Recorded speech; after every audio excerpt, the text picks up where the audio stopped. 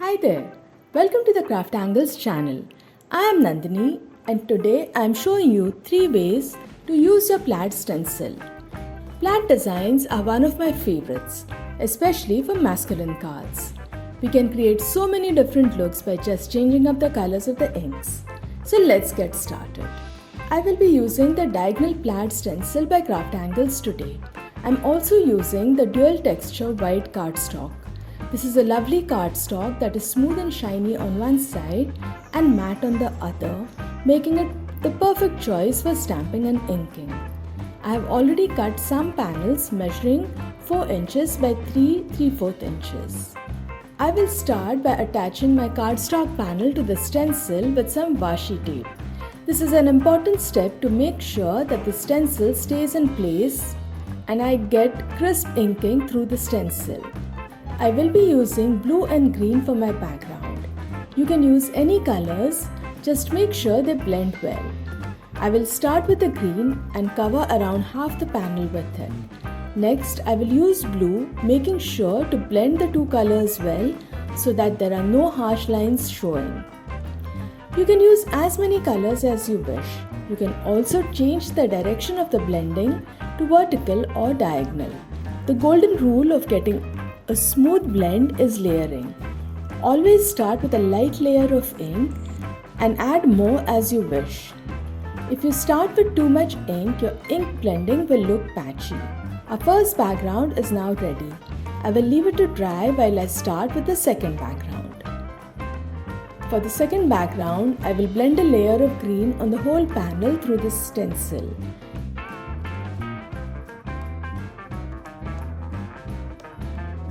I will use a dry cloth to wipe the stencil and reattach it to the panel. I will offset the stencil slightly so that I can create a second pattern over the first.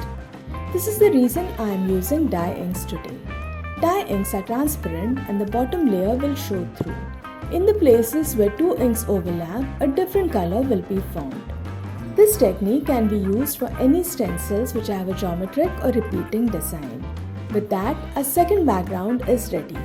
Notice the depth the background gets by layering the stencil twice. For the third background, I decided to step up the layering by adding a third layer of color. I created a panel identical to the previous one first by blending green and then blue inks over it. This time, I will offset the stencil quite a bit. I'm using dark green distress ink for my inking. I'm also using a light hand as I don't want to cover the previous inking totally.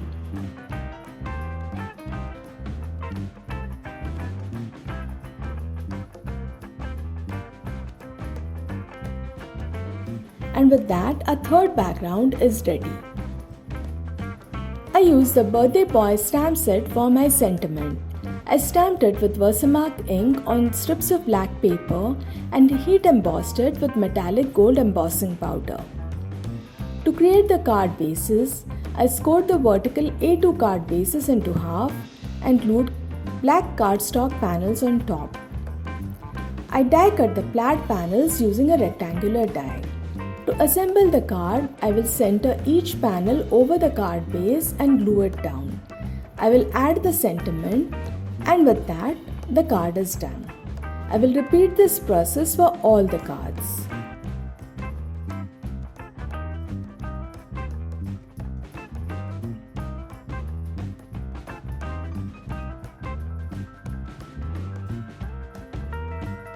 I hope you enjoyed this video and will give these techniques a try. Which is your favorite card today? Please do let me know in the comments below. And don't forget to subscribe and hit the bell icon if you haven't done so already. Bye and take care.